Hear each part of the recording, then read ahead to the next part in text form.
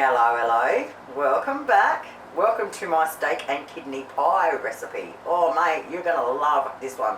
So Izzy, a good mate of mine, asked me to make this up. So this one's for you, girlfriend. Okay, I'm gonna stick to my old school original recipe today, and I'm going to make it in one big dish. Now, if you want to make your little individual ones, it's entirely up to you. You can do it either way. But I love making this big one dish one up and making it with mash and having it as a meal, and it's so yummy. Alright, so first thing we need is 4 beef kidneys. Okay, just make sure you can see. Alright, we need 4 beef kidneys. Now we need 750 grams roughly. I've got 900 here because I couldn't get 750 grams. And you're supposed to use round steak. But when I went to the butcher and to the supermarket and that, they all had it all smashed up into real thin pieces, and it's no good. So if you can't get round steak like me, the next best alternative is, I think it's called beef gravy or gravy beef. I think it's called beef gravy steak.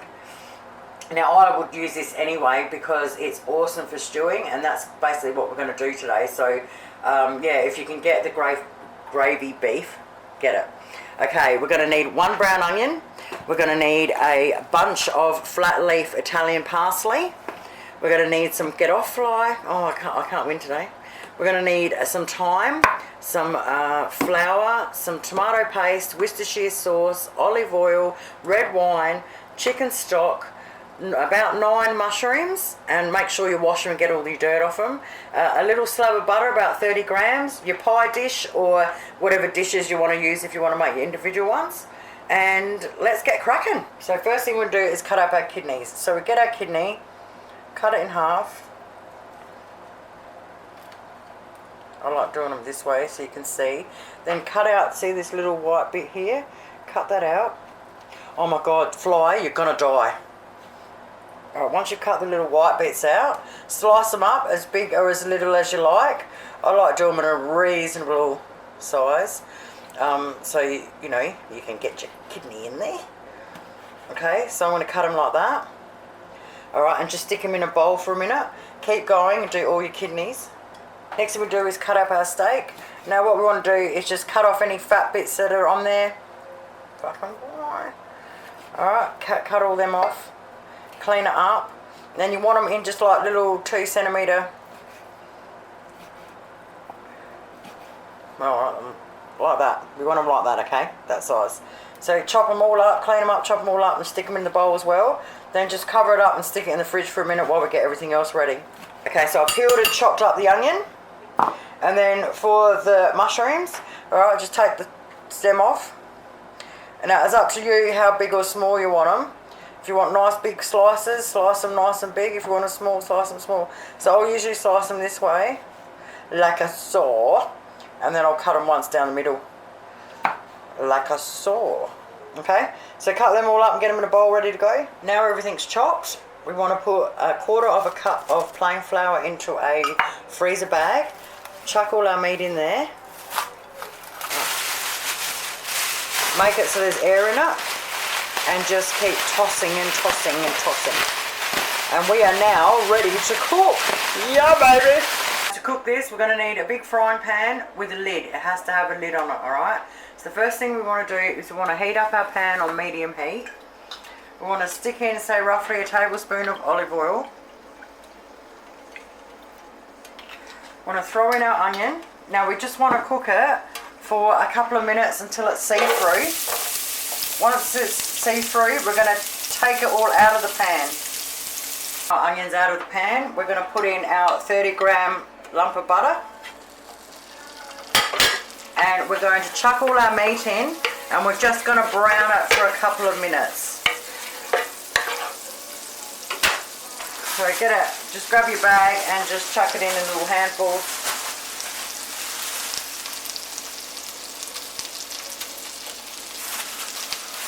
Now that we've browned it up, you don't want to cook it, you just want to brown it up, okay? We want to put our onion back in.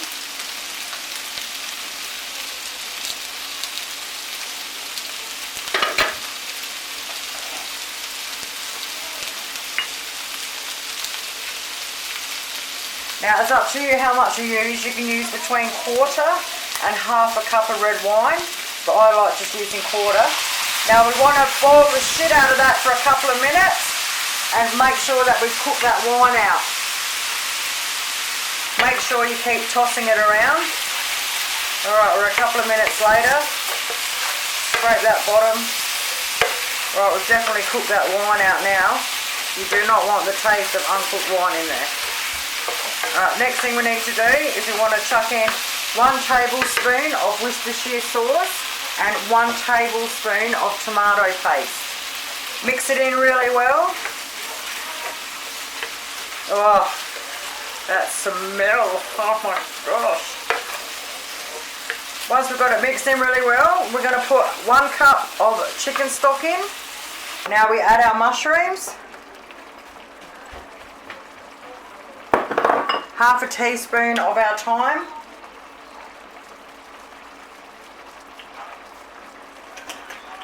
Mix that in really well. Now we want approximately 4 tablespoons of chopped parsley, but I love being really rustic with this stuff, so I'll put roughly 4 tablespoons in of it just smashed up. That's gone a little bit too fast, so I want to put it down to a simmer. Okay, so we only want it just bubbling a tiniest little bit. We're going to whack the lid on now for about an hour. Every now and again, take the lid off and give it a stir. 1 hour later and it smells amazing in here. Okay, so next thing we want to do is take the lid off, and now I'm going to cook it for a few more minutes, and I'm going to get my gravy. It's up to you how you want your gravy, but I want mine a little bit thicker. So if you leave the lid off, it'll start back up in a minute because it's electric. If you leave the lid off and simmer it, you can get the gravy to thicken up to the exact thickness you want. Now what I forgot to say before is if you're doing it like me as a meal, get your spuds and everything ready and in the pot while it's cooking for that hour. So at this stage we want to preheat our oven at 210 degrees. I'm going to stick my spuds on now and turn them on. Now I'm going to just do this for a few minutes until I can get it to the thickness that I want it, and then I'm going to put it straight in my pie tin. Now we've got it in our pie dish and we're ready to go. I'm just waiting on the puff pastry to thaw out. Oven's heating up, spuds are on. We want to get 1 egg, preferably without the shell, and grab a fork and just whisk that up for the top of the pastry. Now unfortunately I've only got the cheap pastry, so we'll see how we go. Alright, so when you put it on you want to overlap it. So I'll put the first one on, leave a little bit hanging over. Oh, that works out perfect. Like so. And then I'm going to cut a slice and overlap it on that one. So I don't have enough bench space, you're not going to be able to see anything, which is just fantastic, isn't it? Alright, let's see if you can see that. Alright. So I'll just cut a strip.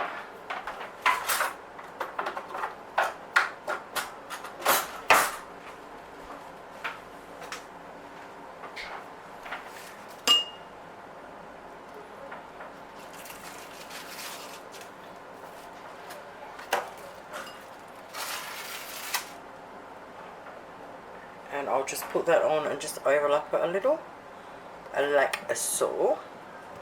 Alright, push it down around the edges a bit.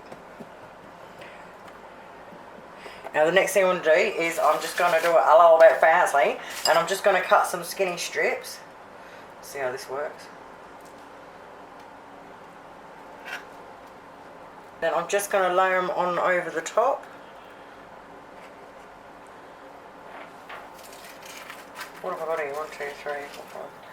So I just leave a little gap in between them.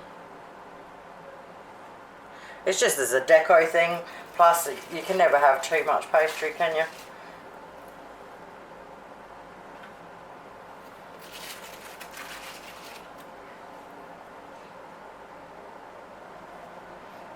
Okay, now I'm going to push it all down. See if you can see now. Push it around the edge of it, like so. Then get your knife and just sort of trim. And go around and trim. Do it the whole way around.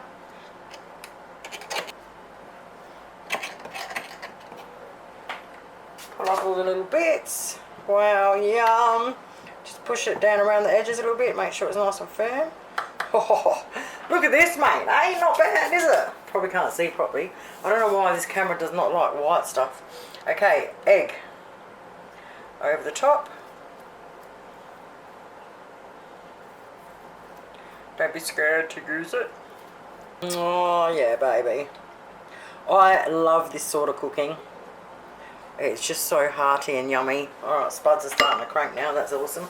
Okay, once we've done that, now obviously optional is the sesame seeds. As soon as our oven is hot enough at 210, whack her in for about between 30 and 40 minutes depending on your oven. Just keep an eye on it. All you want is the pastry to puff up and be a beautiful golden brown, and she's ready, mate. Oh yeah! This took 28 minutes. Come on, baby.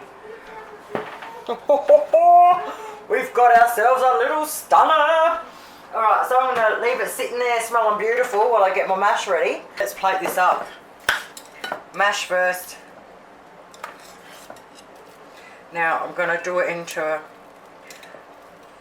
decent sized sort of hole. Spread it out a bit. Make it like a little plate of mash. Now get a knife. See how we go with this. Alright, see if I can... Alright, I'll cut it first. Probably not really the appropriate. Scrape it around. Hot, hot.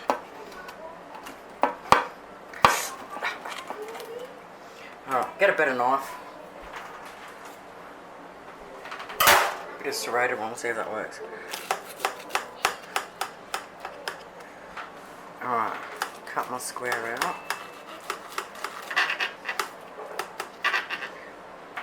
Lift it up and just sit it on top for a minute. Oh, yeah. Get a spoon.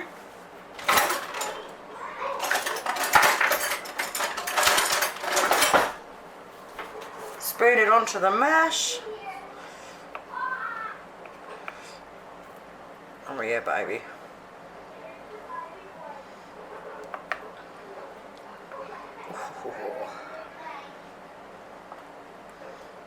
Oh, it smells so good.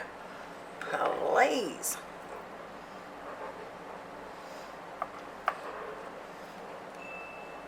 Yeah, definitely if you're having it for a big family, not for like 4 of you, definitely double up and make a nice big one. Alright, I'm going to sit that like that. And I'm going to get my pastry and sit it over the top like that. I hope you can see from there what I'm doing. And then I've got some parsley and I'm just going to sprinkle a little over it. Oh, there we have it, my friends. Steak and kidney pie, fit for a king and queen. Mate, yum. Give it a crack. I'll tell you what, it tastes even better than it looks. It's awesome. Oi, thank you guys so much for watching. Have yourselves an awesome night. I'll be back. Bye.